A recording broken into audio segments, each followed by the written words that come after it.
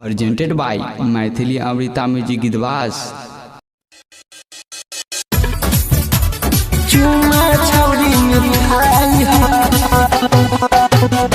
अखना सब सुन रहल छी मैथिली अमृता म्यूजिक गीतवास से गोपाल यादव।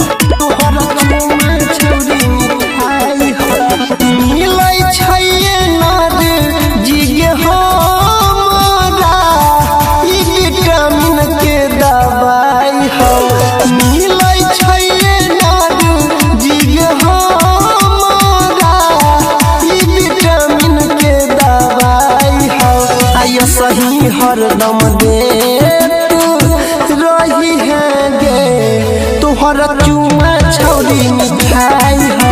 आय सही हरदम दे रही है गे तोहर चुमा छौरी मिठाई हो।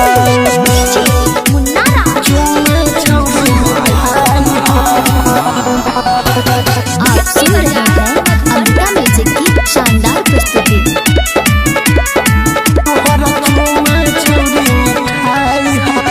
बुझे न दिलवा के भावना गे सुबह शाम को दे उठावना गे। बुझे न दिलवा के भावना गे सुबह शाम को दे उठावना गे। सुगा जैसन जान तोहरा ओठवा सजो दूध के मलाई हा। आय सही हरदम दे तोहर चुमा छौरी मिठाई हो। आय सही हरदम दे रही है गे तोहर चुमा छौरी मिठाई हो। चुमा छौरी मिठाई हो। अखना सब सुन रहल छी मैथिली अमृता म्यूजिक गीतवास से लागे छो तोहर शराबी करे छो फायदा नहीं करो खराबी।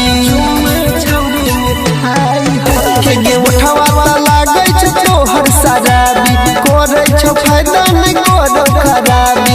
रोमन बिहारी यादव अनिल के दे दे तोरे त भलाई हो।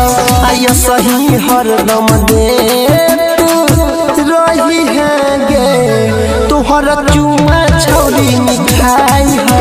आय सही हरदम दे